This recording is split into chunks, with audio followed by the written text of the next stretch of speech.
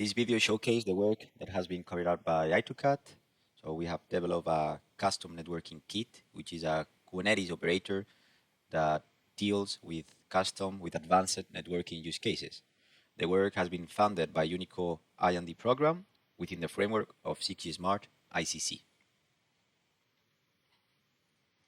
So first of all, before introducing what we have done, it's always useful to talk a bit about what's the current Kubernetes networking.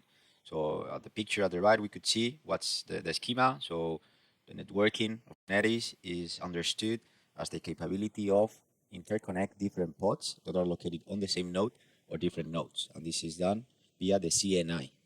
So Kubernetes networking is not bad at all. It is robust and effective, but for general cloud-native workloads. It has some positive things, such as the simplification of service discovery and the connectivity of pods. Some challenges arise, though. For instance, lacks of granularity and flexibility for advanced domains, such as the ones that we have in 5G and 6G, and is a bit limited in terms of flexibility for X scenarios requiring L2 and L3 configurations for multiple network interfaces. So what we have done, we have developed the custom networking kit, which is an element that the mission is to solve these issues. The mission is to be able to use it to configure L2 and L3 different networking technologies, networking topologies. Of course, we follow the declarative network configuration modus operandi that Kubernetes states. So we are making use of custom resource definitions, either for configuring workloads or another for configuring Kubernetes nodes. So here at the right, we can see the custom resource that we have proposed, where we can define, for instance, a VLAN configuration, the tag, and the nodes that will be using this VLAN. Some of the benefits: seamless integration with the Kubernetes ecosystem, simplification of network management, dynamic reconfiguration, as we can instantiate this element and then we can configure it, we can update it and apply this update to Kubernetes, and then the change will be carried out.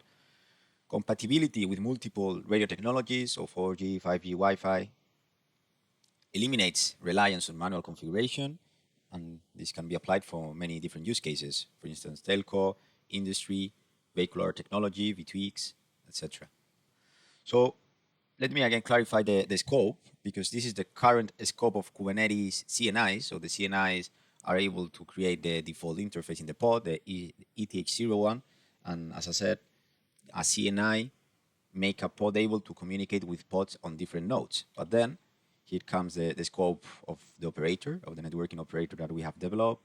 Our focus is to configure either the side of Kubernetes and either the side of the host, the so-called host networking, in order to reach other type of network configurations, in order to make the pod able to speak VLAN, to communicate in a VXLAN, and so on. So this effectively make the pod able to communicate with a radio unit that might be using that VLAN, or different workloads, different applications that are sitting on a VLAN or a VXLAN, as I said. So the scope configures both Kubernetes and host networking.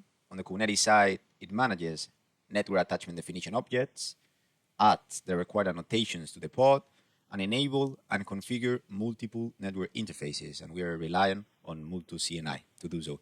As I said, also we are able to configure the host networking side, which is a piece of the puzzle that is needed in order to have the end-to-end connectivity.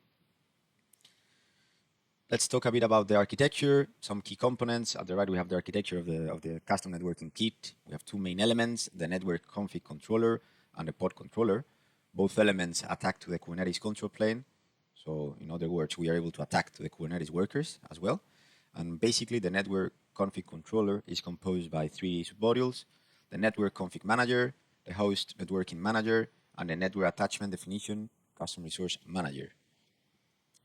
The network config controller basically manages the L2, L3, layer 2, layer 3 network configuration using custom resource definitions. We are able to configure the Kubernetes networking and the host networking, as I said. The interesting thing here is that also we have a pod controller, so we are able to detect when a pod needs to apply all the different custom annotations. Now, let me showcase a demo where a VLAN is the connectivity in a VLAN is proved.